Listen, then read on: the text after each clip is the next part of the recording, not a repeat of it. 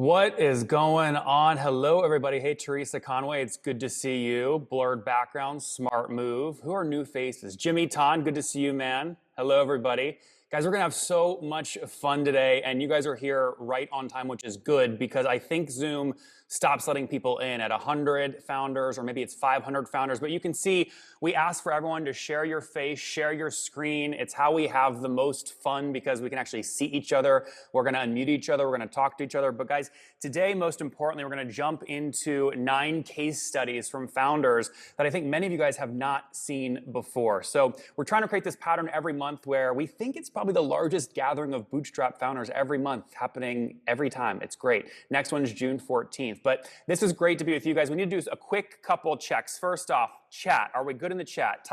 Guys, type where you're joining from in the chat. I see Mitch is from Louisville, Kentucky. Mitch, how are you, man? Unmute yourself. Mitch, are you there? Where's Mitch? Mitch, there you go. Unmute your. Mitch, yeah, how right are here. you? I got a train horn in the background, though. Dude, I love it. You're great. You've got the branding and everything. Are you with the Forecaster team? I'm sorry. Mitch, you've got like a logo in the upper left of your Zoom window. What logo is that? Is that your company? That is Forecaster. That's what I thought. You're with the Forecaster team, right? Oh, yeah. Very cool, man. It's good to have you. Who else do I not know that I can pick on here? Remco Marcellus. We haven't met. How are you, man? Where are you joining from?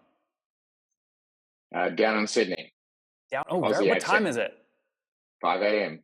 Oh my God. Round of applause for Remco. This guy's amazing.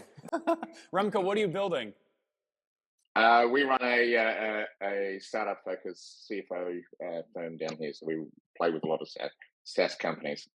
That's awesome. And sometimes, folks, I even get nervous because somebody joins that I've looked up to for a long time. Eric Huddleston, how are you? It's good to see you here. Are you in Austin? How are you? I am in Austin. What are you working on these days? You sell the company. I forget the big PR firm you sold to, but what are you working on now? I'm on the board of several SaaS startups, a couple early stage ones in the generative AI space I'm pretty excited about, a couple of vertical SaaS companies. And then I'm the CEO of Aprimo, which is a large and not quite as fun tech company. And then got a little something cooking on as well that should be out pretty soon. That's awesome, guys. Eric sold his company Trendkite a while ago. Eric, I think it was in the press, right? What you sold for? Are you comfortable sharing? Yeah, we sold for $225, which was 8x after 3 years, which at the time was super exciting. Maybe I guess valuations are probably back down to earth where that's Eric, an exit is exciting no matter what. And just for those of you that don't know Eric, we're not talking about like $225. We're talking about $225 million. Trendkite. Eric's a great success story now, helping a lot of other founders. Point being, and the point I want to make is, guys, we've got exited founders on here, we've got publicly traded founders on, and we've got folks that are still building their wait list using Product Hunt on right now. We've got the full gamut, so we're gonna have a ton of fun. You guys all should be able to see my screen right now, hopefully. You should see a P&L statement. Now remember, I can see your faces. I have 2 big screens in front of me. Just put your thumbs up real quick if you see a big P&L right now on your screen. Perfect. So this is working great. Guys, again, you know my style. You know our style at FounderPath and my style at Latka. It's all about data. We don't want consultants. We don't want agencies. We want to say, show us the P&L. Let's talk about it. So we're going to dive into 3 P&Ls today. Here's a little preview of one we're going to jump into in a bit. But first, again, we want to make sure we're really building community here. We want you to see each other. Eric is more likely to share all his exit details if we can see your faces, right? It builds trust. So turn on your video if you're joining. We'll give you guys 50 more seconds to do that. And then I have asked Danielle and Danielle, are you here? Wait. There's Danielle.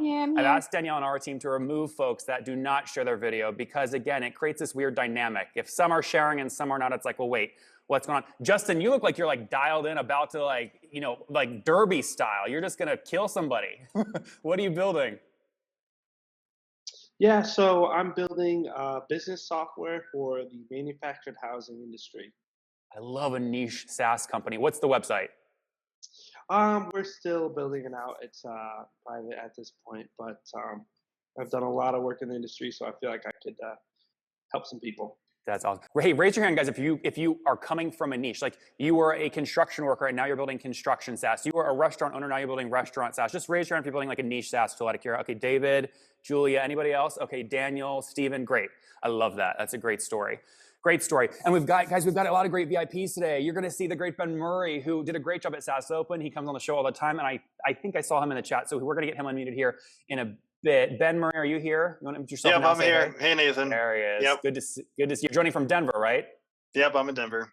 That's awesome, man. We're going to chat with you more here in a bit. But guys, Yep. I think this clock already went through. Somebody in the chat said, wait, I need to do my hair. Guys, we've had people share their video and they're in the middle of their like lunch Chipotle extra size burrito with like sour cream dripping down their face. Just share the video. Doesn't matter what you look like. This is how it works, okay? All right, so video's turned on. Danielle's going to start moving people that don't have video. And here's what we're going to focus on today, right? 9 previously private SaaS case studies. You're going to see the $5 million profit and loss. You're going to see the no cash letter of intent that somebody used to buy, a SaaS founder used to buy their competitor. You're going to see the $100,000 customer contract. There is no telling on this webinar. It's all show. It is all show. You will see all of this with your own 2 eyes. And what's very cool is at the end of this, we're going to go live into Founder-Led, the largest B2B SaaS community on Slack, where Ryan Staley is going to share via an AMA how he grew to 30 million bucks bootstrapped, which is great. So that's coming up here at the end. All right, let's keep moving forward. I do want to say a lot of this data, those of you that don't know the podcast, out of curiosity, how many of you listened to at least one episode of the podcast? Anybody? Couple? Okay, good. Okay, look at that. That's great. We love that.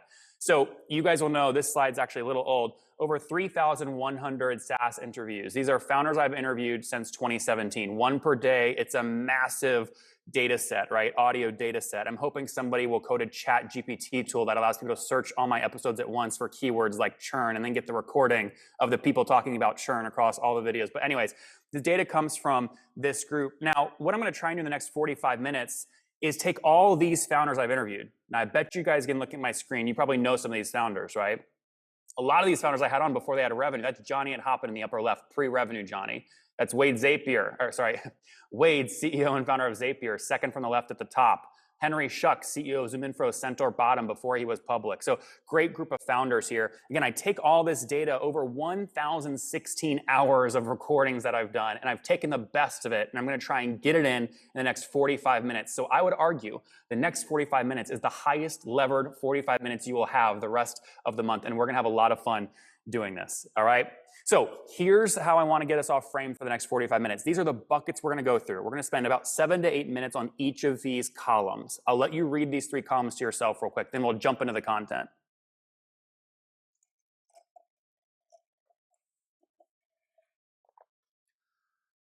That's really just an excuse so I can down my oat milk iced latte. But now you know the content, right? Number 1 is buy competitors. How did these founders buy their competitors and do it with very little cash down? We're going to jump into 3 P&L statements, and then we're going to dive into customer contracts. Now, out of curiosity, though, Steffi Baker says I'm drowning in testosterone. I can tone down the testosterone a little bit. I can tone it down. I can shrink a little bit. I can do whatever. But guys, tell me, on average, what price point are you guys selling your software tool for? In the chat, $5 a month, 10 grand a year, $1 million a year. There's a huge range here. No wrong answers. Okay, Daniel's 300 a month. Who else? 500. 20K a year, said Tony. Who else? 15K USD, said Wadi. Okay. Oh God, this is gonna move really quick. Ravi's 24K. I'm reading the thing as fast as I can. 300K per year, said somebody. 320. Okay. This is great. I am looking at all your comments and I am reading it, guys. So the feedback's great. Patrick said 30K per year. Okay, so we have a huge range of customer contracts. So we'll jump into those towards the end of the webinar. All right.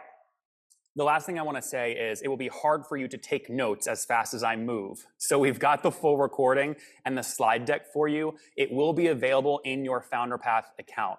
Now, real quick, guys, type yes if you already have a FounderPath account set up in the chat, and type yes money if you have a FounderPath account set up and you've already taken money from FounderPath, out of curiosity. All right, so you guys can see in the chat, a lot of folks are already set up. Steve Benson here is taking money. Ramesh is taking money. That's great. Oh, good to see you, Casper. That's great. So just those of you that don't know, we've put out $120 million to SaaS founders and we've taken no equity. We'll talk more about that later. But the recording will be in your FounderPath account. Guys, here's where to get it. Founderpath.com, once you're logged in, you see my mouse right here. You want to click this button. Now, if you don't have an account, Danielle just put in the chat, use that link because you won't hit any paywalls. Okay, if you click the link she's sticking in the chat right now, you won't hit any paywalls. You'll be able to get into this for free. right? So click that link. And once you're in there, you want to click resources in the bottom left. This is where we store all the recordings and slide decks. Now, real quick, to give you guys a chance to sign up so you can get the recording and slide deck. Steve Benson, can I pick on you? Can I unmute you, man? Where are you? Where's Steve Benson? I'm right here. There he is, man. Look, he's literally is in the middle of the Chipotle, but it's a bull. It's a bull. This is great. Where's the little one, Steve? Is she running around? Little one is, well, I'm at the office right now. So little one's You at don't have home her with her selling mother. yet? Steve's got a new one. How old? 8 months now, Steve, I think. She just had her first birthday actually. So we are saying a few words. We're tuddling about. That's amazing. So, hey, real quick, while folks are signing up so they can get the recording and slide deck, are you comfortable sharing what you've bootstrapped Badger Maps to this point? Sure. So we are bootstrapped to almost 5.7 million a year in ARR right now. I love this. And Steve, I tell the team all the time, we believe that, we all say software's eating the world. And like, I used to feel jealous. I'm like, well, crap, I can't eat the world because I don't know how to build software. Now, we can all eat the world because anybody can build software. These no-code tools, ChatGPT, Bubble, you name it, anybody can do it. So if you believe that software is going to change the world, and you've got to have a great founder, right, to build software, the way to change the world is to back great founders building software. And that's what we've done with Steve. Steve, are you comfortable sharing how much capital you had access to on Founder Path and how much you took? Yeah, sure. I think if I off the top of my head, I think we've got about 2.5 million in loans with FounderPath right now. That's great. That's great. And was it quick, easy? Yeah, hard? Super quick. They've already built all the connections into our bank account and into things like ProfitWell, Stripe, so they can. It makes the onboarding process very easy, the application process very easy. It's not like getting a loan from a bank where they make you jump through. Well, we love that, man. hoops for I'll 2 stop months. picking on you so you can get back to that looked like crispy onions or something like that. I'm not envious of that, but Thai we'll let food, you get Thai back. food. Thai food, there we go. But guys, we believe the new American dream, the new worldwide dream. A $5 million B2B SaaS company bootstrapped with $1 million in profits. Hello, who wouldn't sign up for that like every day of the week, right? That is a new American dream. Give Steve Benson a round of applause for being so transparent. Steve, we love you, man. Congrats on the little one and the company.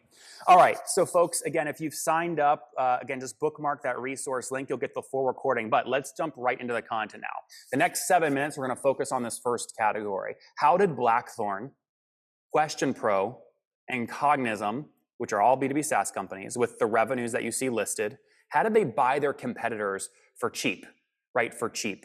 Now, let's look at Blackthorn first. I'm going to be quiet and play a clip from the CEO of Blackthorn, Chris, sharing the actual LOI. So pay attention. I know a lot of you guys are multitasking. You've minimized the screen, maximize it. You won't want to miss this part. He's going to show you the LOI and the structure he used to buy a competitor. Let's see if the sound works. Just put your thumbs up, guys, if you can hear the sound when I click play. We agreed on $850K purchase price. We did a down payment. We paid over 2.5 years. I think we still have a few more payments left there. He went off on his merry way. He's like, I hate Salesforce. I never want to do this, but you can have our app. That's great. And he was selling his app for, like, his biggest customer is $6K. The first deal we did, we didn't change the product at all. We just sold it for $60K, actually, because founders don't know how to do pricing, and I'll get into that. So that ended up being pretty good. But then all of our hired and nonprofit customers, they wanted to send SMS. So I looked on the App Exchange and I thought, who can we buy? Because we don't need to actually build this thing. We can bolt it on, where one of the benefits of all being on Salesforce is that stuff kind of all works together. It just doesn't exactly work that way, but sometimes you get lucky. So I tried some of the apps that looked appealing, and one of them was Texty. And all of our customers wanted the app, so instead of building, we didn't need to do the integration work, so went for it. This was another single developer company. So I reached out to Clint, and he wanted to sell. And this really helped us with our NRR. So they were at 550K ARR. I said, hey, what do you guys want to sell this thing for? They said 6x. And I said, okay, that sounds fair. So it ended up being like 3.25 million. And so we did 1.2 million down payment. We didn't have the money to do this. So we actually funded it through debt. The other 2 million were to be paid over 24 months, which we paid over our own. All right. So guys, he goes on and on here, but hopefully you saw, I'm going to go real quick to his actual slide deck he presented live so you can see those numbers one more time. This is the LOI that he used, and you can see he put the purchase price here, $850, right? $850. Structure is $200 upfront, cash on sale. Now, I'll show you a way to get his full slide deck here so you have this for your own records at the end of the webinar. But Blackthorn now today has bootstrapped his way to over $20 million in revenue, has taken no outside money, and has used $18 million of debt, which he hasn't used all of that. It's effectively aligned, but $18 million of debt to buy up his competitors, keep control, and generate cash flows. Heck of a story. Blackthorn.io. So again, I'll show you how to get his full slide deck here in a few minutes. But let's go to our second example. This guy that you see on the screen, I'm not joking, guys, when I say this. He's bought in many companies over WhatsApp, software companies over WhatsApp. You know, a lot of us, we get into this mode like, oh my gosh, I'm not big enough to buy another software company. We only hear about that on CNBC, and we need an army of lawyers and have to be at the top of a New York skyscraper. No, you have to hustle and be creative, all right? And this guy got the deal done on WhatsApp. Listen to Vivek from Question Pro. And that's kind of a quick example of, a lot of people got to think through like, hey, how do I set up an LOI and this and that? And LOI and term sheets are nothing but just whatever you think, just write it down. It's not that complicated. Just write down like, okay, this is how much I'm going to pay right now. This is how much I pay in the future, and so on and so forth. I just wrote that down in like 24 minutes, sent it over. And they said, well, okay, it seems it's going to work. Let's do this. And then we kind of like then went through 30, eventually it took more than 30 days. To go through diligence, it took more than, but that doesn't, nobody cares. Once you're in LOI, like, if it takes 30 days, 60 days, who cares, really? It just goes through. Vivek, this was. So he's bought many companies, I think 4 or 5 now, using WhatsApp into his LOI template, right? Super easy, super quick. Now at over $40 million of revenue, right? The slow, boring growth path, but it's working, right? And he has still full control. So another great story there. I'm showing you guys these examples to try and help you guys see that you can do this. They write this down. They found their deals looking in app exchanges.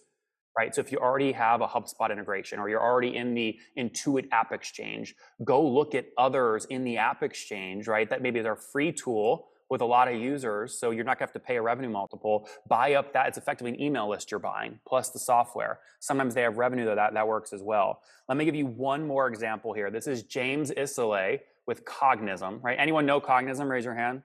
Anybody heard of them? Okay, yeah, a couple users, there you go. Cool. So here's one way that he's grown. They're much more than 25 million bucks in revenue now today. So the deal structure here. So of course the big debating point is valuation, and we've just gone through a period in time where valuations have been sky high. And when actually we started this transaction, there were deals being done in the VC community in our space where multiples were like 40 times revenue. So of course, that wasn't going to fly with our board. And so, one of the things that I really had to do was really find that common ground on valuation between the founders and my board, which is, we're VC funded. So I've got a lot of VCs to kind of debate valuation with there. One of the methods and tactics that I used in terms of negotiation is really, talk about valuation multiples that are higher on the current AR, and then with the board talk about the multiple at the close of the transaction, so you can talk about a lower multiple. So that was just one tactic, so that I could actually meet everybody's expectations. Okay, see, James, I always try and get James to talk in sound bites. That's not one of his strengths, but you will see in his deck, which I'll give you access to here at the end of the webinar, we can actually go down, and he shares in his presentation at the last Founder Path event. He shared on the right is the actual LOI he used to do this acquisition. And then one more down here, you guys can read this real quick. I'll give you 20 seconds to read this. These are the actual terms of the deal. I'll give you 20 seconds to read this. The lesson I would share with you guys is acquisition is a lot like playing Monopoly with your siblings when you were younger. Anything goes, baby. Anything goes. Get a whiteboard out, put it up there, 3 free passes, and the next time you land on my greens, you owe 50% rent, and I get the orange Monopoly. Anything's on the table, you got to get creative, right? So you can get these deals done, especially now, if you've got some cash laying around, because everything is compressed, right? Valuations are down. Again, I'll show you how to get his slide deck here in a second, but here's the summary, right? From this first section of the webinar, right? We showed you how to buy a $500,000 AR competitor for just $200K cash up front. Many people would say, you can't buy companies for 0.2x or 0.4, 0.5x. You can. You can. You just have to know where to look, right? You have to know where to work. Number two, you'll learn and you'll see in the Question Pro deck 11 diligence items that he goes through that you should study every time you buy a competitor. And lastly, you just saw from Cognism how James structured a deal where he only had to put 65% cash down. Now, I feel like I sound like one of those folks that come on telecommercials late on Sunday night and say, you can own a home for $10 million with no cash down.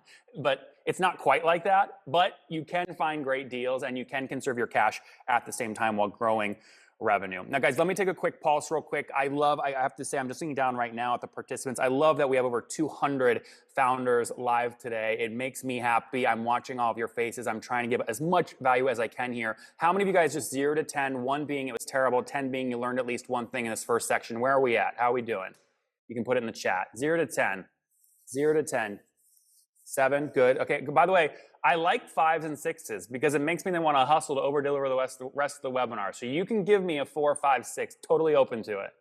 Totally open to it. All right, some 6s, some 9s, some 7s, some 8s. Great. Chris said 5 and 6. All right, cool. Well, let's keep moving forward here. Let's keep moving forward. I'll customize some of the rest of this content for your particular category. So Danielle is going to launch this poll for us, which is, what revenue range did you finish last year with, right? Last year with. And you can, again, we're trying to ask for a range here, so you don't have to be super specific if you're not comfortable doing that. But this will help me customize the rest of the content. And then I'll share the results here with you in a second so you can see who else is on the call, right? So you can see who else is on the call. So Stephen, thanks for answering. We're going to actually meet Stephen here in a second with Forecaster. Edgar said done. Peter said done. I'll give you 5 more seconds to answer the poll on your screen. 3, 2, 1. All right, we had about a 57% participation rate, and these are the results. These are the results, okay? 30% of you are between 1 and 5 million bucks in revenue. That's actually a very big chunk. So that's over 60, 70 of you guys, right? And then the large chunk also, about 40% of you are less than 500K, which is great. You're just getting started. And there's a big chunk of you guys also, about 20 of you guys doing more than 10 million bucks in revenue last year, which is great, which is really, really great. We love that. Out of curiosity, is anyone comfortable enough in the chat saying if you did more than 10 million last year? Can I pick on you for a second? Can I feature the company? Anybody? Is anyone gonna be brave? I have no problem bragging. Other people, it's like, oh, I don't want people to know, especially people in Europe. They go, Nathan, people don't talk about numbers in Europe. They come to the US and they go, oh my gosh, they just shared their equity stake and their valuation. All right. Okay, no one to pick on, no one to learn from then with more than 10 million bucks in revenue. But again, a lot of folks scaling nicely here on the webinar. One of the ways, guys, that we are trying to help you guys learn from each other so you don't always have to wait for a live call. We don't like, synchronous calls like these. Oh, Eric cheated, fair enough. Synchronous calls like these are not a great use of your time. You'd rather async, right, in terms of learning from founders. And so if you look at my screen, you'll see we've set up our Slack group now where we actually have revenue verified channels. Meaning when you join that Slack channel, you know you're only talking to other founders with more than 10 million bucks in revenue because they've verified. That means you're never going to run into a consultant, an agency, a lawyer, some company trying to sell you something that's not another SaaS founder, right? So revenue verified channels. We've got over 2,100 founders in the channel now. And this is not like a dead Slack group. You guys are in those Slack groups that like nobody does anything, right? There's just a bunch of promotions. It's a very, very active community. So out of curiosity, is anyone already in the Slack group? And if not, anyone just say, would you like to join? Type join in the chat.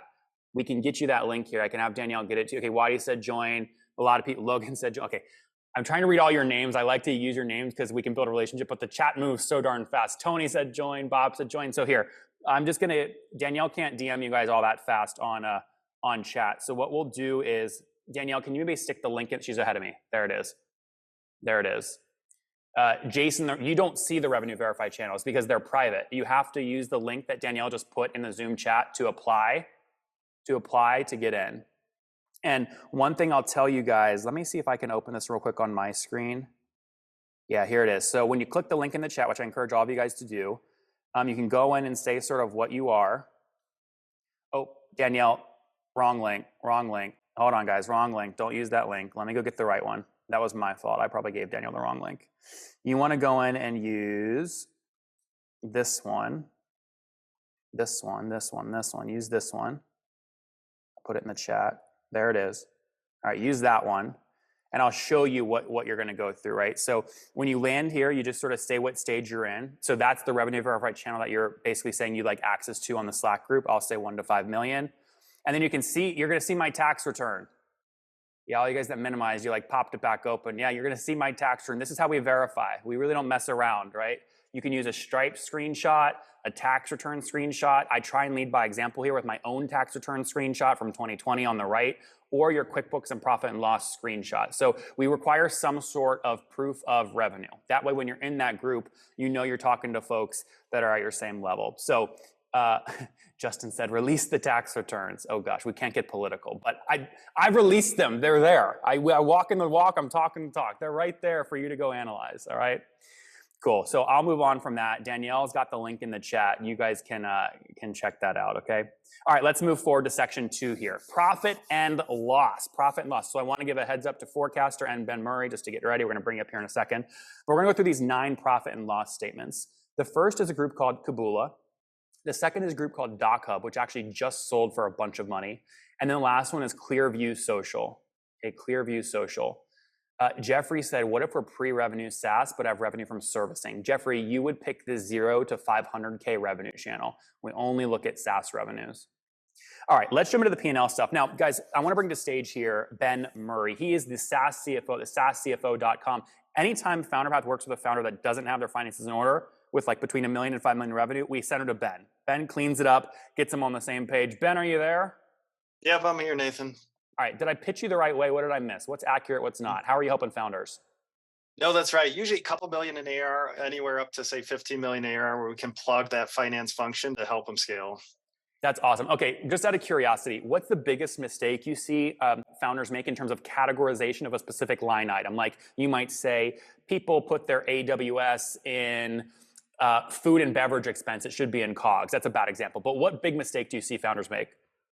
Yeah, great question, Nathan. I just onboarded a new client today, and there are always little mistakes throughout the P&L. One structurally big thing, SaaS founders, COGS versus OpEx. So we can understand our gross profit, our margins by revenue stream, how much we're investing in OpEx. So yeah, hosting, got to get that up in COGS. People got to get those coded to the right department. So there are a lot of things to cover there. Okay, so Ben, big question. Do you put your customer success reps in COGS or under G&A? It's hotly debated. So here's my quick spiel on that. Customer success, if they don't sell, focus on retention and product adoption up in COGS. But if they close deals, they have quota commission to do those expansion deals. I'm going to put them down in sales. So they affect the cost of expansion CAC. If they do both and it's material, we're going to put them a little bit in both in COGS and OpEx. I love that. Eric Huddleston, I'm going to pick on you real quick. When you were putting your data room together for TrendKite, when you were exiting it, did you have to change anything drastically about how you were doing your P&L and your finances historically, where the buyer said, Eric, you've got to redo this one thing? No, I mean, one of the things that we did at TrendKite was, we started our data room and our financials with an exit in mind. So we always had a data room up to date for the entire duration of the company, and then we had our financial package like dialed into diligence. I love that. That's really good advice. Guys, out of curiosity, type data room in the chat or raise your hand. Remember, I can see all your faces. Raise your hand if you have a data room set up. Not because you're doing a deal, but just because you want to have good document management. David said yes. Who else? Anybody else? No? Okay, yep, Steve, Forecaster's got it set up. Andre said data room. I will tell you guys, one of the things we're helping founders with, if you go over here, do you guys see where my mouse is right now? Right, if you're already onboarded to FounderPath because you're looking for FounderPath Capital, we actually auto build your data room for you to help you with this stuff. That way, if one day you want to go sell like Eric at TrendKite, you've got your stuff in order and you can lean back on Ben to make sure things are categorized correctly. Okay, let's move forward here. So Ben, we're gonna have you jump into some of these P&Ls here in a second and analyze them, but you've also got a webinar coming up on May 30th. Tell us about that, and while you do, guys, type in the chat if you're joining today as a CFO or head of finance or a finance role, and you're not the founder. Just type finance in the chat. But Ben, what are they gonna learn on May 30th from you? Yeah, really appreciate it, Nathan. So on Tuesday, going to give you a lot of my secrets and how I analyze SaaS, how I set up my 5-pillar SaaS metrics framework so you can analyze your SaaS business, and also so you can set up your data room properly. So you have your metrics calculated, or you know where you need to go with your SaaS business. So it's twofold. So I'm going to go out of those common mistakes, how you set up your SaaS P&L, and then the metrics framework you should implement for your business. So that's on Tuesday. So Danielle, if you could help Ben out, and keep reposting his link so folks can sign up there while Ben analyzes this P&L live. So guys, if you want to follow along with this P&L, I just went forward. You can go to Kabula. I think it's kabula.com. But I want all of you guys to analyze this as well. Ben's going to analyze it live, but I see Ray Reich, also a great guy in the finance space here in the SaaS world, did a great job at SaaS Open with Ben on that stage. But as you look at this P&L, Ben, what do you see that you think they do well, or what could they do differently, or what sticks out to you? Yeah, so the first thing I look at, okay, revenue streams, clear and distinct revenue streams. So subscription, is that true subscription, fixed MRR, ARR? Do we have any variable revenue streams mixed in there? I want to break that out. So if we have usage, transaction processing, that should be a separate category because we look at our metrics a little bit differently there. Services, yeah, definitely one-time services in its own category. And then other, I'd want to know, okay, other, what's an other? But that's pretty small in this P&L. So not bad of a revenue setup. Then looking at COGS, so we've got infrastructure. I assume that's DevOps. We've got professional services, which should be up there. And then I'm not sure what adjusted professional services, but in COGS for pure play SaaS, usually it's tech support, professional services, DevOps, and customer success if they don't sell. So that looks correct right now, Nathan. Yep. And then OpEx, actually, that's how you set it up. Sales and marketing, R&D, G&A. Now, I do like to break out sales and marketing to their own cost centers because very distinct functions and how we budget and forecast those. But overall, actually, a pretty solid setup here for the structure of the P&L. And so what do you think on gross margins here? Gross margin, it's a little, it just depends on what's going on. It's a little bit low. It is low for pure play SaaS, and I consider 80% best in class for mature SaaS companies that we're targeting. At least above 70%. And then we have to look at the margins by revenue stream. But again, it is low, but definitely there is a journey to the financial profile that we're trying to achieve. We would want to push this up over time. Ben, you've advised companies and founders that have sold where they do have a mix of pure SaaS plus professional services. True or false, the buyer of the SaaS company will discount the valuation if there's a big chunk of professional services revenue. True. Yeah, my rule of thumb, I want less than 20% one time, so we get that pure play SaaS valuation. So, but you see that journey where maybe we can't self-service on boards, we need more services, and that scales over time. But usually, I want to see an 80-20 split, 80% recurring and 20% services. Yeah, guys, very good. Do you guys see anything in here? You can put it in the chat. Anything curious about the P&L here you want to ask Ben about? Stick it in there. Yeah. We'll get to questions in a second. Ben, let's go to the next one here, DocHub. Now, I'm not going to say anything on this one. I just want us to sort of pause for 10 seconds, analyze it. And then, Ben, I'm curious what sticks out to you here about DocHub, DocHub.com's P&L. Go over 10 seconds here. I'll get you guys to analyze it. Yeah, so looking at this, they've got monthly versus yearly. One thing we've got to be careful with RevRec, and revenue management if we have annual invoicing, so we can have a true SaaS P&L and understand the economic performance of our company. Then they've got net revenue fees, refunds, test charges. One thing, and Chris Violas mentioned in the chat here, Nathan, no discount line. That's one of my pet peeves is having a discount line in our P&L, because if you have multiple revenue streams, I don't know where to apply that discount to. Was it for subscription? Was it for services? Was it for variable revenue? And our SaaS metrics rely on net revenue. So looking at these refunds, I need to apply that somewhere because I can't use gross numbers in my SaaS metrics. Wait, what's the difference between refunds and discount line? Well, I'm guessing refund, like a discount. All right, you buy my product for $100K or $100, and I sell, I give you a 20% discount. They post 100, and then they post a discount for a -20 on the P&L. Now a refund, I'm guessing, who knows? Maybe they dropped or some issue, that they wanted their money back. Yep. But really, yeah, we want to restructure that. And again, I don't know the details behind DocHub here, but we have to be careful with that. Well, guys, I will like the yellow part I highlighted here, right? This is how you know you're killing it. Okay, when you can just take $500,000 out of your $5 million SaaS company with 6 total employees every year, you've made it. Look, TechCrunch isn't going to write about you, but I'll put you on the cover of the magazine. That's incredible, right? We need to celebrate founders building sustainable bootstrap SaaS companies like this, right? Like this. You see the CEO payroll adjustment is how he chose to word it. But if you also then go in, whoops, let me see if I can do this live with you guys. I'm going to cancel this and then go here. If you do DocHub deal or bust, any any OGs, if you know Deal or Bust, you're an OG. If you're an OG, type OG in the chat. You know what I'm talking about. All right. But if you listen to this particular Deal or Bust episode, you'll see with Shark Tank for SaaS, basically. Oh, well, there's a lot of you guys. Holy crap. Heather, Neil, Nick, that's amazing. Should we bring it back? Should we bring the show back? Anyways, DocHub turned down, the reason we got his P&L is he shared it live because I got 6 buyers live on the YouTube channel and they all were bidding live on DocHub. He got a $20 million offer live and turned it down. Now, this was on March 4th of 2021. What's interesting, now he won't tell you this and it's not in the press anywhere, but he took the offers he got live on YouTube and went out to other competitors and jacked up his acquisition price. So a company later called AirSlate bought him, and he asked me not to share this number, so I'm going to respect that. But it was for much more than the $20 million offer that I got live on YouTube, right? So he did have a successful exit here. But Ben, to your point, I bet you had to go through some work here to clean up these financials for AirSlate before they officially closed the deal. Yeah. So yeah, looking at this, yeah, we need more definition here. So we've got the revenue section, and this is very common, but founders at this size, if you're 5 million AR and above, for sure, we need COGS versus OpEx. We need the cost center structure in here. We need to understand our gross profit. So we need to do a little bit more work on this P&L to understand what's going on. But Nathan, look at this net income, obviously producing a bunch of cash flow regardless. And that's why you can get away with a financial structure like this because it looks like they're so profitable.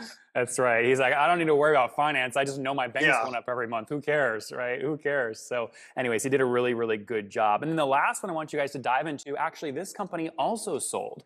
And one of the patterns I want you guys to dig into here, you'll notice this is a ratio I encourage you guys to check out. They do $2 in ARR per $1 of payroll. Do that math for your SaaS company real quick. Do that math for your SaaS company real quick. I want to pick on David, CPO at Intercom's on, but David, you definitely wouldn't be able to show those numbers from Intercom, right? He's like, hell no. Don't unmute me. But yeah, love you too, man. Love you too. I won't unmute you. But again, how many dollars of ARR are you generating per dollar of payroll is an interesting metric to look at. So when you look at this, Ben, when you look at this breakdown, anything pop out to you here in terms of income line items?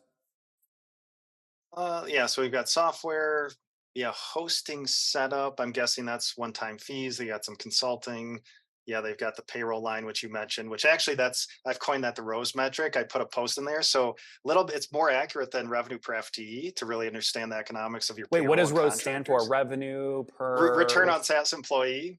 Oh, return on SaaS employee. This. Yeah. You guys got to click that link Ben just put in the chat. The ROSE metric. Ben, I love that. You got to trademark the hell out of that. Yeah. So, it's you trend that, and that's a key factor in scalability to SaaS is how much you're spending in payroll, benefits, taxes, bonuses, commissions, and contractors relative to your recurring revenue, like you point out, Nathan. Yeah. So looking at this, payroll, decent line item. This, they've got some other things here, but again, net income a little bit low. But at this stage, not surprised that their profitability would be at that level. And they got a deal done. He didn't want us. I mean, he was looking for an exit. Ended up getting a deal done. He got it closed, and this is effectively what I liked about this is Clearview Social wasn't like another Hootsuite competitor. What he did is he said we're Hootsuite for lawyers, and so another legal SaaS bought him up. Right, for ARPU expansion. Now that parent legal company had another product to sell the lawyers that were already paying for the base product, right? ARPU expansion, M&A strategy there. So Ben, on that note, you always give the best analysis when you come live. Definitely please drop the link to your webinar coming up on the 30th, I think, right? Yep, it's coming up on Tuesday, and I'll throw that again. Appreciate it, Nathan. Yeah, all right. It was fun. Guys, out of curiosity, type Ben in the chat if you joined because you heard about this from Ben. You're a CFO on Ben's list. You heard him market it. You came on. Ben, look, you're going to get all this great love. Teresa, Ray. Look at that love. Just soak it all in for a second. That's awesome. That's awesome. Yeah, appreciate it. Ben, appreciate it. Thanks, guys. Can I share what we talked about before the webinar in terms of next year's SaaS Open? Yeah, sounds good. So guys, we're very excited about this. Both Ben and Ray Reich did a great job on our CFO stage at SaaS Open this past year. So the next one is going to be March 28th and 29th, Austin, Texas, 2024. Ben will be keynoting on that CFO stage again. We'll have about 1,000 software executives. It's all B2B SaaS. It's all B2B SaaS. All B2B SaaS. Really, really great group of folks. We'll have 4 stages: founder stage, product engineering, CFO stage. And so, Ben, we're really excited to feature you again. We got great feedback from your keynote at the last event. So thanks for making time for us. I appreciate it. Looking All forward right, to it. guys. Give Ben a round of applause. Thanks, Ben. Appreciate you, Thanks, dude. All right. Let's move forward. Let's keep going forward here. Again, if you want to, a bunch of you guys said, bring back Dealer Bus, bring it back. We're thinking about it. We're thinking about it. It's a lot to cast. You have to find a founder willing to give their P&L live. I mean, it's almost impossible to cast for this, right? Then you have to find buyers willing to buy live. But to show love, if this is something that you want us to bring it back, Danielle is going to post a link to the YouTube channel with all the episodes in the chat right now. And if you guys click that link, you can subscribe to the channel. We'll look at the subscription metrics after this webinar. And if we see a bunch of you guys clicking subscribe, that will be a very strong indication for us that we should bring it back. So that link to the YouTube channel is there in the chat. We'll look at that after we wrap up. Now, as we wrap up the P&L section, before we close with the third section of the webinar, I believe, and you guys can feel free to argue with me here, but I think a CEO's number one job is this, right? It's this. It's what you see on the slide. It's like, if you don't do this, you're screwed, right? You want sustainability. Generally speaking, if you're competing in a space, whoever lasts the longest wins. So how do you make sure you're sustainable no matter what, right? Don't run out of cash. And you can't know if you're running out of cash or not if you don't know your numbers, right? If you don't know your numbers. Now, there's been a lot of folks that have tried to tackle this with software, and frankly, sometimes they're bulky, they just don't work. But we're lucky today to have Steven joining from Forecaster, which is a tool that helps you do this financial analysis, much faster. Steven, are you there? Unmute yourself, you there? Hey, what's up, Nathan? I just want to know, like, what you were drinking when you said, I want to spend the next 10 years of my life building financial planning tools for SaaS founders. What were you thinking? Yeah, totally, man. Well, I've been a startup finance guy my whole career. I'm a third generation entrepreneur. I've been doing it for 10 years. And, I've seen a lot of founders struggle with this stuff. You know, me and Logan were doing this for years before we decided to build Forecaster. And we just really wanted to kind of democratize that, give everybody access to their financial health. So. I love that. Now, Dante just said he just subscribed to Forecaster yesterday. Dante, I want you to unmute yourself because I'm going to come back to you in a second. But give us the high level, Steven. Do people like connect their QuickBooks and then use it for charts and analysis, or is it really the source of truth for a lot of SaaS companies? Yeah, it's both, So you can link up your QuickBooks or Xero. So we've got accounting integration, so you can pull that data in, which is really important when you're thinking about like financial health and your financial future. Like you need to be able to compare your goals against what you're actually doing. And it's an online financial model, So it's like, Carta, but for your financial model, right? It's productized, it's visual, it's structured, it's on rails. We put a lot of expert human support into it as well. So we kind of take a lot of care with our customers and make sure they get the help they need. Now, guys, real quick, a lot of you guys, I don't know, maybe I'm just looking at names here. Maybe James Benson, right? I see James Benson. You guys see ads for this kind of stuff all the time. There's a bunch of tools that do this, but actually using is a whole different story. So let's put Steven on the hot seat here for a second. James, or someone that doesn't use one of these tools, you're still just like an Excel guy. Now, James, I don't know if you are still like an Excel guy, but if you are, why haven't you tried a tool like this? And let's see if Steven can break it down and maybe convince you of why you should give it a try. Oh, I'd love to hear that. Thanks, Nathan. No, we're a QuickBooks shop, and we've actually gone through Ben's class the first quarter of this year, and he did a tremendous job with us and got us a bunch of numbers that I'm still working on getting it all squared away. But I would I'd recommend Ben's class as well. But I'd love to hear more about Steven. Convince me that I need that. Ben, do you have software on your end, or are you you're using a lot of Excel templates, right?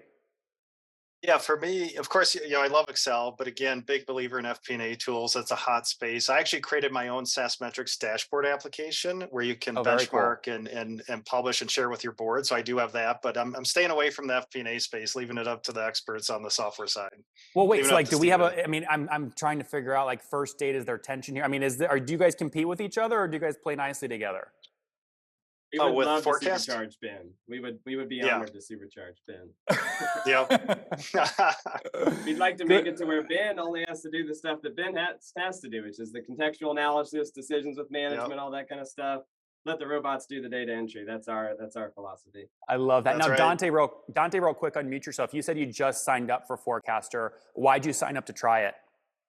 Well, I saw him on a couple of webinars, so I decided that I didn't have time to search out Ben's templates or whoever else that was on the internet using Chat GPT and figure out all this stuff. So I wanted to get right to the point, get it done. And that's why I signed up, Dante, we need your video, man. What, are you shy or something? Come on. Come on. Yeah, I could do video. I'm just kind of laying back. So Come on, let's just see how chill you look. Because then we say you're like laying at the pool right now with a pina colada, and you're like, man, this is what Forecaster lets me do. I don't have to worry about anything. There, look, you literally are. You're like at a well, it's a background, but it's a penthouse pool. There you go. Yeah. All right, Stephen, very cool. So guys, what we're doing here, if you want all three of these profit and loss case studies, we want to encourage you, just like we did to learn from Ben, right? Ben is not software, right? He is strategy, right? Once you get your stuff in order and you've gotten a software like Forecaster, you got to get a guy like Ben, obviously, on strategic items, M&A, private equity, equity rounds, debt, whatever. But if you'd like to get these full P&L case studies, what you can do is use the link in the chat right now. This is a link that Forecaster set up specifically. You can actually see forecasterbeta.typeform.com specifically for this crew right now, all 263 founders live today and finance folks. You can sign up to give it a try. And if you do that, once you do that, type done in the chat and we will DM you here on Zoom, right, these P&L case studies. So you can have the profit and loss statements. You can refer back to them. You can see how other companies are actually structuring these things with real example. So we'll give you a chance to do that. And Danielle, remind me, is that a pretty quick type form or are there a bunch of fields?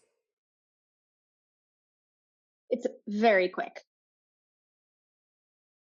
Oh, you're muted. I accidentally muted you, Nathan. That's funny. No worries. Okay, so it's very quick. Stephen, real quick, you see people typing done in the chat, but what will they get once they sign up to Typeform? Like, do they have to get on a call with this? I mean, I'm sure your sales reps are great, but can they just start playing around with it?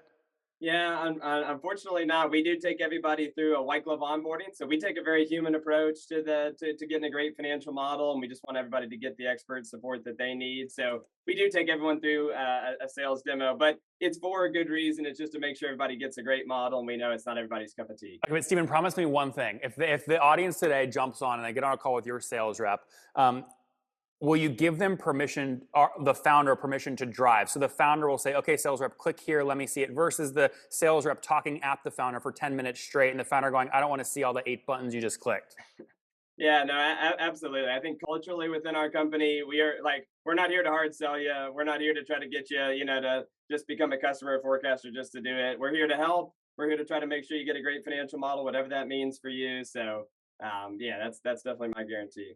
Awesome, man. Well, we appreciate that. We wish you the best, and you guys can see a bunch of folks signing up to give it a try. Danielle will put that link in there one more time. But Stephen, we wish you and the team a lot of luck. I think we've talked to Jeff, we've talked to Logan. I met one of your other teammates earlier on the webinar today, but good luck. It's a tough space, and we're rooting for you guys. Thank you, Nathan. I really appreciate it, man. Love your energy. All right, take care. So guys, to sum up this part 2 of the webinar, Kabula, we talked about how to fix 65% margins and how your valuation will take a hit if you have too much professional services. The ratio Ben Murray uses, that 80-20 rule. DocHub, we talked about maximizing ARR per employee. That's how DocHub sold for more than $20 million with just a 6-person team. Great founder story. And lastly, we talked about, I'm going to start using Ben's word, the ROSE metric, right? How many dollars of ARR do you generate per employee? We talked about that with Clearview Social. All right, Andres, guys, Forecaster team, it looks like we filled up your guys' calendars too. So jump in there, maybe on the back end of Calendly, open some more time. So guys, these are the part 2 takeaways. Let's jump into the last section of the webinar here. This is my favorite section, especially with inflation doing what it's doing, is how do you structure contracts, especially multi-year contracts, to make sure you have net dollar retention built in. Now, I'm curious if anyone does, David, can I pick on you for this? Intercom, do you guys do this? Do you do multi-year deals where you have like a 4 or 5% accelerator from year to year? Can you talk about that? We do multi-year deals. I'm not at liberty to talk about our accelerators and that, but yeah, more multi-year deals in the enterprise space. We're more SMB mid-market focused now, and so we're seeing more downward pressure on that a lot of companies, many of you all are probably experiencing as well. They're looking for more month-to-month deals or just 1 years. Interesting. But he didn't deny there were accelerators. So if you're listening going, what's an accelerator? You should just pay attention. You want accelerators in your contract. It's a lot like how if you're renting your house from a landlord and they'll say rent's going to increase 5% on this. It's the same sort of concept here. So David, appreciate you jumping on. Again, guys, we also, just a reminder, have a great CPO stage, great product stage at SaaS Open with folks like David jumping up there. So great folks to learn from. Let's jump into these contracts, okay? The first one I want you guys guys to take a look at here is actually a little above the funnel, right? So before the close happened, we're going to learn here from a guy named Guy Rubin at epsta.com. Epsta just passed, well, I'm not going to say it. You can see it on the screen, right? They just passed that amount of revenue. So let me be quiet and let Guy teach you guys how he measures his sales reps' performance relative to those contracts they're closing. Every rep within the business will give you a kind of a traffic light signal on how they're pacing. Can you hear that? So understanding how much coverage every rep needs to hit. Okay, hold on. How do we jack? Is there a way to make that loud? That is the loudest. Okay. Well, I can barely hear it. You guys can't hear that, right? Thumbs down. Understanding the DNA of the deals. Okay, here's what we're going to do. Here's what we're going to do. Here's what we're going to do. That is Guy Rubin. Is this him? Copy of SaaS open. Is this going to be him? Yeah, here we go. All right, I will just go to the slide and I will act like Guy and I will teach like Guy. So I'm going to be quiet actually and let you guys just analyze this chart first. I think it was a really smart way that Guy structured this. Okay, take a look at the column headers and then I'll jump in here in about 10 seconds and dissect it with you guys. Okay, so what you're seeing here is the rep name on the left, the sales velocity, second column, the win rate, the sales cycle based off number of days, the ARR won, lost, et cetera. These are all effectively leading indicators he's using not only for the best performing reps, but also to decide what reps do I need to let go in a recession, right? Or if I'm hiring a new rep, what should their ramp up time be? 3, 6, 9, 12 months. Out of curiosity, those of you guys that do employ an inside sales motion, when you send out an offer letter to a new inside sales rep, what do you put in terms of ramp time? Just put it in the chat. Do you usually give them 3 months, 6 months, 9 months, 12 months? What do you give them for ramp time? Tony uses 6. Paul is 3. You guys are tough, 3 months. Just to be clear, let's say you want them to grow to, they're closing $1 million of ARR per year. They're making 100K base. They make 10% commission on $1 million. So they're all in OTs, 200K against $1 million quota target, right? That's a 5x ratio, right? 200K into $1 million of new ARR, it's your 5x ratio. My question I'm asking you is how many months will you give them to ramp up to the point where they're doing or they're closing or on track to close $1 million per year in ARR? 6 to 9 months, 3. Okay. Okay, good. Well, look, there's a lot of great ideas in here. 1.5. Interesting. Oh, interesting. So Eric, you define it based off, I'm going to listen to Eric too, because they, drove over $100 million of revenue over time. So if you have Eric, you teach this. So you have a sales cycle that's 3 months. You're going to give a rep 4.5 months to ramp? That's when you should see traction. They may not ramp for, 3 sales cycles, but they should be on their way. You can tell after 1.5. Interesting. I like that. That's great. That's great. So guys, that's obviously before the contract is signed. So now let's work our way down the funnel, right? And I'm actually going to skip forward here. What you're looking at here, just to give you context, this is a company called luxlock.com. Okay, you can see their URL on the bottom right of the chat. Revenue over $1 million. And I love the fact a lot of early stage companies don't have the guts to ask for this kind of pricing. Right? But in order for you to grow into 5, 10, 20 million in ARR, you've got to start building pricing structures like what you're reading here on my screen, because it allows you 2 axes to upsell against, right? You're upselling not only against a seat-based metric, you're also upselling against a usage-based metric, right? So for I don't know what intercoms is, but for intercom, it might be number of chats per month, right? In the bottom right widget, or, number of seats. But you then also want a third upsell metric, which is usually a product-based upsell. You don't get feature X unless you pay X price per seat per month. And if you equip your business to upsell and your sales reps to upsell against all 3 axes, you're really setting yourself up for success. And so what you can see here is they structure the service fee, but platform as a service application fees billed in units by domain, and physical locations. So by the URL and the physical locations. And you can see here how they've built natural upsells, right? These bullets, right, into that process. They went out, this was actually their initial contract, and Casey's full contract she uses in the slide deck, which you can get later, but they went out on day 1 and were selling in this model. And the reason I'm showing it to you guys is I want you guys to have the confidence to go out and ask for $10,000 per year on day 1, your first pricing plan you sell, right? Now, if you want to correlate all this back to the product that Casey sells, again, you can go to luxlock.com and see more about, go to their pricing page, see more about what they're selling, how they're selling it, etc. But they went from 0 to 1 million very fast, in large part because of this contract, right? In large part because of that contract. So we just did LuxLock, we did Ebsta already. What I want to go into now is, maybe you've identified, going back to the start of the webinar, a competitor you want to take over. Or maybe you've looked at your P&L and said, man, we want to invest more in engineers. right? Or you're looking at the contracts going, man, our net dollar retention is performing really well, even in a recession of 110%. We'd like to pour fuel on the fire. Well, how might you do that? Well, now I'm going to deliver on the promise I made you at the beginning of the webinar when I unmuted Steve Benson at Badger Maps, and he talked about debt. And I told you I would show you, not tell you. This is what a term sheet looks like for debt. I'm going to let Jamie from CyberSmart teach this. You're actually looking at an SVB term sheet here. We'll walk through these here in a second and then dive more into how debt can work for your SaaS company. An alternative finance. This is actually our proposal from SVB that we got last year. I think it was about March. But the strings attached here is like, here, we're going to give you like £3 to £5 million, pretty decent interest rate, 6.5% to 8%. But you need to close your funding round first. Like, why do we want your money if we're going to close and get a load of money in the bank? So it's kind of, oh, okay, interesting. Anyway, we spoke to Nathan and the Founder Path team. They actually ended up giving us like $1.5 million when we really, really need it. And that Q3 crunch, super easy platform. You log in, you select your customers, click review, they send you some paper, you sign it. And I was quite surprised. Like, we'd hired a CFO by this point, and he was like, I can't.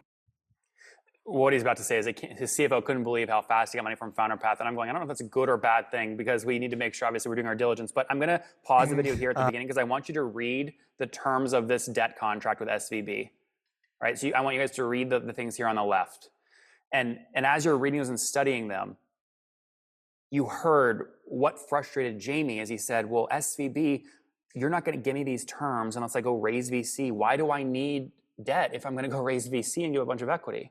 And so this is a big reason why we're doing what we're doing at Founder Path. We don't require folks raise equity, right? We're underwriting the actual SaaS company, net dollar retention, churn, et cetera. We've put out $120 million to date to over 200, mainly bootstrapped B2B SaaS companies. Many of them are in the audience today. Just guys type yes money if you're still hanging out, if you've taken money.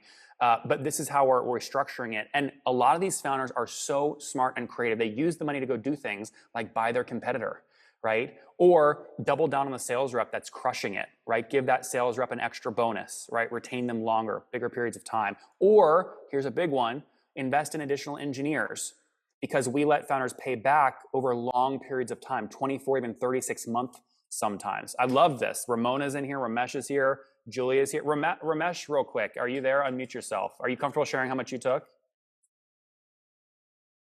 I took around 750K, Nathan. Okay. And what'd you use it for? Please don't say a yacht party. No, we were growing. I mean, we were a startup, and we were transitioning into a scale up, and it's 100% bootstrapped. So I had an option to go and dilute, take the VC's money, which I don't want to do at this stage. So I used this, capital coming from you more for growth acceleration and recruit the talent. And I would say I took, 4 months ago, Nathan, and I'm already doubling down the growth.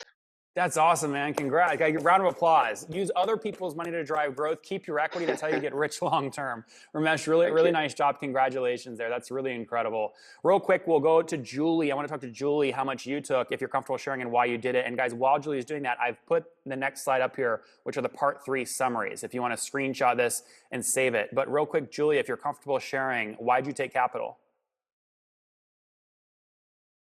Oh, Julie is muted. She's like, no, thank you. No, okay, no, thank you. Julie, that's no problem. I see you. I just saw you. What about, let's do one more. Okay, one more. Here we go.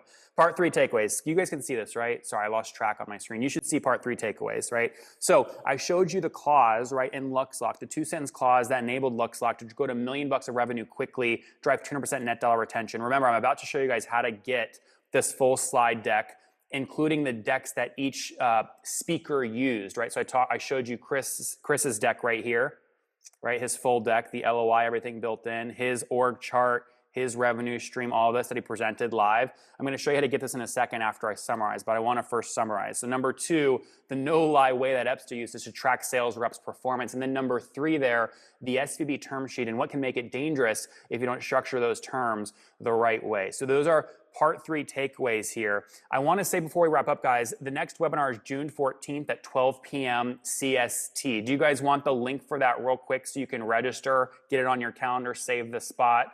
My hope is I go on a lot of webinars. I get so bored and I go, I'm never going to give a boring webinar. It's always going to have real P&Ls, real screenshots, real data. So if you liked that, type yes in the chat and Danielle will drop the link to register for that webinar in the chat right now. And guys, I appreciate all the yeses. That's awesome to hear. That's awesome to hear. So she'll drop that link in a second. I have to wait there it because is. there's so many yeses. It's going to get Yeah, lost. I know, I hear you. I'll let you keep posting it, Danielle, over and over and over, all right? And then, guys, lastly, remember, we've got over 3,100 interviews to pull from and hundreds of keynotes live on stage. So you can actually tell us, almost like you're asking, we're like your SaaS chat GPT. You can tell us what case studies you want us to pull with real data, and we can actually build a whole deck around that. So we're going to launch the poll right now. And Danielle, I put this in last second, so this is going to be a surprise to you, but let me see if I can find the poll real quick. So here's the poll, and what did we call it? We called it future topics. Here it is. So you guys can just type in, you can type in a couple words. You could say churn data for companies greater than 10 million of ARR. You could say how to hit 5 million in revenue. You could say 6 growth tactics to hit your first $1 million in revenue. Put whatever you want here. It's just literally a text input. What do you want us to teach you next month? What content would you love to see? All right, while we're doing that, Danny Burke, man, you were pretty engaged, and I don't know what you're doing, but you've got a really intimidating big old crest behind you. Oh, look, you got the little entrepreneur with you too. I love it. Did you learn something today? You have fun? Yeah, absolutely. It was great. It was a great meeting. Great That's awesome. That's awesome, man. I appreciate that. All right, guys, we'll give you 5 more seconds to answer that. You tell us, what do you want? What do you want us to teach? And again, while you're doing that, I'll show you guys, if you click the resources pages inside your Founder Path account, look at all these recordings. I mean, Jeff Charles is the product CPO. He's basically the David, right? He's the David at Ramp. He's built all their product at Ramp. You guys know how successful Ramp has been in terms of driving revenue. Incredible slide deck he put together for you guys to go learn from. Bridget Harris, full profit and loss statement. She talks about how she set up her profit sharing plan with her employees. But we've got hundreds of the video recording and the slide deck attached to each of these, which you can go into there in your resources page. So let me end this poll. Okay, I'm going to end that poll. I'm going to go back to the slide deck here. We got that data that was really helpful. And here's the money shot, right? Over the last 50, or a little over the last 62 minutes, I showed you guys how to buy your competitors, just the same way Blackthorn, Question Pro, and Cognism did it. We walked through Kabula, DocHub, and Clearview Social with our experts, both Stephen at Forecaster and Ben Murray, right? What is good, what is bad about those P&Ls? And lastly, we talked about these 3 contracts, all real case studies. I hope you enjoyed them. And again, I do want you guys to have the opportunity to get these slide decks for free from each of these speakers. Let me just show you what I mean. This is Chris's full deck, right? When he taught all this, right? So he shows you his revenue growth over time. He shows you what he's going to teach you. We train all of our speakers to use the same format I just used on the webinar, so it's very easy to get through. He'll show you all the structure, org charts, how we negotiate a revenue compensation for his team, his full team structure. And remember, he's at 20 million bucks of revenue now. So I'm not going to go through every slide here, but you're going to get his full slide deck, right? You'll get James at Cognism's full slide deck, right? How did he structure that LOI to buy Casper? How did the 2 revenue growths go together? What did his Google search dashboard look like? All that jazz. So that's what I'm offering you here today. If you guys click the link in the chat, which is a LinkedIn, right? This is the LinkedIn version of our upcoming event, which I'm going to go to right here. Right, here's what it is. If you guys click that link in the chat and click the attend button, and then click share, post on feed, and just say something like, I never join webinars. I'm joining this one because X, and fill it in. The second you do that and type done in the chat, we'll link you to these 3 slide decks. You can take it with you and learn from it, share it with your team. They can learn from it as well. I'll give you guys, we'll give you guys 30 seconds to do that. While I do that, Ravi, good to see you again, man. Unmute yourself. Did you learn something today? Yes, I did. Very good. Wadi, come on. Wadi said done. There's no freaking way that you guys already went onto LinkedIn, clicked attend, and shared it. Did you? There's no way. We're going to check these before we send out the bonuses. All right. Take a second and do that, guys. But Ravi, what was your big learning? I like the ROSE metric. I think that was really good. And I'm heading out to my offshore team on Tuesday, and I'm going to try and reinforce it and give bonuses based on the fact that if they can beat that, I'm going to give them a bonus. I love that. I love that. Monica Cozy, real quick. I don't think we've met. Did you learn something today? She's like, oh my God, I've never been unmuted on a webinar. Now I don't know what to do. Still figuring out Zoom. Yeah, it was great to hear about some of these companies. I work at a private equity firm, so trying to figure out what's up and coming is always interesting. What are you guys seeing today in terms of multiples? I imagine a lot of folks on today might be thinking about going in the main sale. I don't know which firm you're with, but some of these PE firms, what are you looking for? Yeah, there's still definitely a gap between buyers and sellers. But I mean, time will tell. My guess is that it'll come back to around 2019 times, but we'll see. And I mean, look, good businesses are good businesses, and they'll go for good multiples. So That's awesome. What's the minimum we'll pay revenue for it that if we need to. What's the minimum revenue your firm will look at? Varies. I would say 5-10 million is usually the minimum. That's great. What firm are you with? STG Partners. Guys, there you have it. Monica, if you want some love, feel free to drop your link in the chat. Thanks for joining. Hope you learned something. Cool. Thank you. All right, guys, let me see real quick. I'm going to go hit refresh here. We're going to see maybe these instructions were too complicated. Maybe if you just click attend, that will be fine too. Let me see here. Refresh. Let's see if the 24 number went up. There we go, 85. Okay, it worked. You guys got the hang of it. That's good stuff. I can't wait to see you guys next month. It's going to be great. But coming up, starting right now, inside of our founder-led Slack community, Ryan Staley is going to teach how he bootstrapped to $30 million of revenue. It's going to be a lot of fun. Remember, if you're not in the Slack group yet, these are revenue-verified channels. It's an incredible group that shares with each other. Danielle will put the link one more time here in the chat to founder-led, so you can jump in over to that AMA now. I'm going to go join, but again, I know you guys are busy. You're building great companies. I want to thank you for carving out 64 minutes of your, Thursday to spend time with us. I hope you learned something. If you need to reach me directly, please email me, nathan@founderpath.com. And if you're coming to Austin, Texas next month for SaaS Talk, please email me. I'm hosting a group of founders at my house for breakfast on Saturday. We're having a dinner. I want to definitely hang out with you guys. And also, if you guys want to be featured on a future webinar, like we featured Forecaster and Ben Murray, definitely email me as well. Put the word partner in the subject line. That's nathan@founderpath.com. Danielle will drop the link in the chat and put partner in the subject line. We'll get that working out. But in the meantime, guys, I want to say thank you so much. My name is Nathan Latka, founder here at FounderPath. Please go bootstrap a great company, generate lots of profits. Don't worry about building a board. Don't worry about if you're in TechCrunch or VC. Just make a lot of money, okay? All right, you guys take care. I'm Nathan Latka. See you guys around. Bye-bye. See you, Steph. Take care. See you, Josh. Bye, Courtney. Take care, guys. See you, Andy. Bye, Scott. See you, Jim. Take care, guys. Awesome. Take care. See ya. Bye, Jack. See you, Justin.